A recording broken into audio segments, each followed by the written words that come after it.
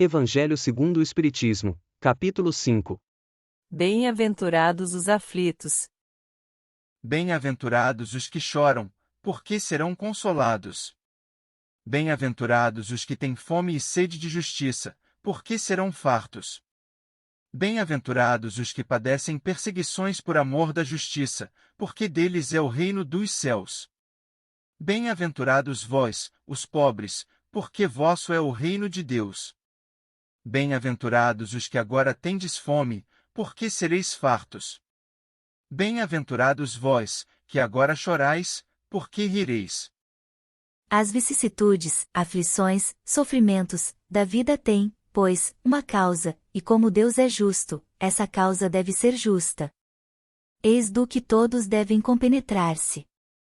Deus encaminhou os homens na compreensão dessa causa pelos ensinos de Jesus, e hoje, considerando-os suficientemente maduros para compreendê-la, revela-a por completo através do Espiritismo, ou seja, pela voz dos Espíritos.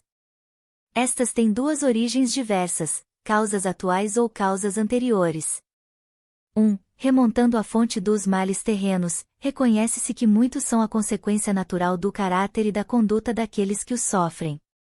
Quantos homens caem por sua própria culpa? Os males dessa espécie constituem, seguramente, um número considerável das vicissitudes da vida.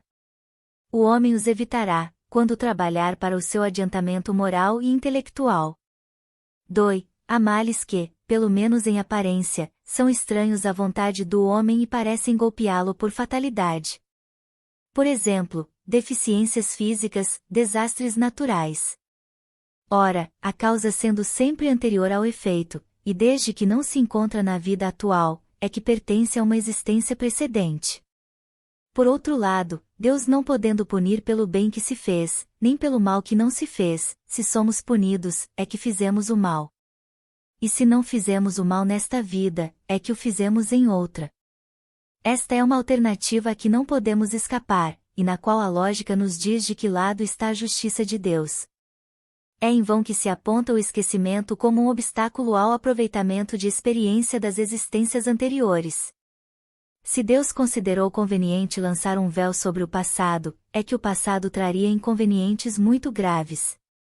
Pelas palavras, bem-aventurados os aflitos, porque eles serão consolados, Jesus indica, ao mesmo tempo, a compensação que espera os que sofrem e a resignação que nos faz bendizer o sofrimento, como o prelúdio da cura.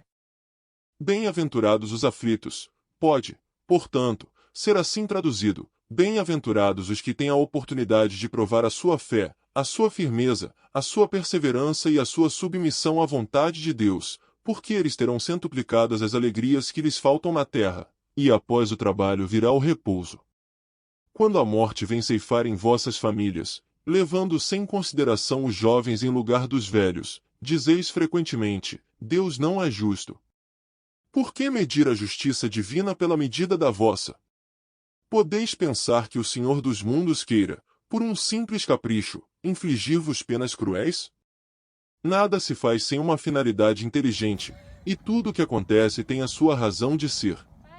Quantos tormentos consegue evitar aquele que sabe contentar-se com o que possui, que vê sem inveja o que não lhe pertence, que não procura parecer mais do que é? Perguntai se é permitido abrandar as vossas provas. Esta pergunta lembra estas outras: é permitido ao que se afoga procurar salvar-se? E a quem espetou-se num espinho, retirá-lo? Ao que está doente, chamar um médico? As provas têm por fim exercitar a inteligência, assim como a paciência e a resignação. Bem-aventurada a lágrima que rola, porque é uma expressão de dor ou de arrependimento, e ambos melhoram o espírito. Pelo fato de nosso planeta ser um mundo de provas e expiação, ainda é preciso passar pelo fogo o metal que se deseja purificar. E que fogueira tão desejada é esta!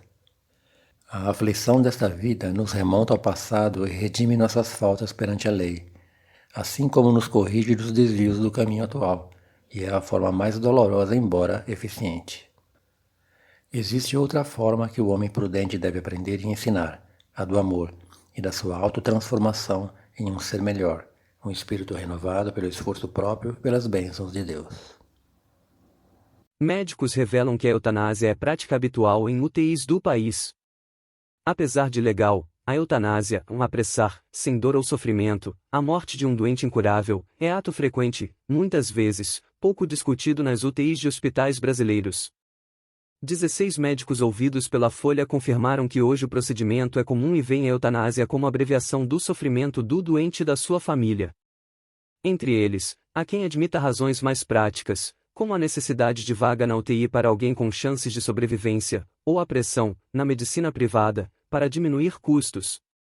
Médicos e especialistas em bioética defendem, na verdade, um tipo específico de eutanásia, a ortoanásia, que seria o ato de retirar equipamentos ou medicações que servem para prolongar a vida de um doente terminal. Ao retirar esses suportes de vida, mantendo apenas analgesia e tranquilizantes, espera-se que a natureza se encarregue da morte. O médico intensivista José Maria Orlando, presidente da Associação de Medicina Intensiva Brasileira, porém, nega que a eutanásia seja frequente em UTIs. Em razão da eutanásia ser considerada crime, ele diz que os médicos ficam reticentes entre deixar que pacientes sobrevivam nessa condição ou retirá-los dela para que morram brevemente. O médico se vê sob a espada da justiça. 20 de fevereiro de 2005, 9h03. Cláudia Colucchia Fabiana Leite da Folha de São Paulo. Antônio Góes, Folha de São Paulo, no Rio de Janeiro, resumo. Fonte, UOL. Os espíritos disseram a Kardec: nada se faz sem uma finalidade inteligente, e tudo o que acontece tem a sua razão de ser. Apesar dos argumentos aparentemente convincentes da ciência e da medicina, percebe-se a visão estreita dos que defendem a eutanásia, demonstrando ignorar a continuidade da vida em planos paralelos, desconhecendo razões anteriores que levaram o moribundo à prolongação da aflição da quase-morte, nem entendem que a espada da justiça somente pode ser dignamente empunhada pelo Senhor do Universo. Então, enganam-se e cometem erros consideráveis com tal prática. Bem-aventurados os aflitos. Eu sou o caminho, a verdade e a vida. Ninguém vem ao Pai a não ser por mim. Inteligência artificial a serviço do Espiritismo. Inscreva-se e conheça outros vídeos.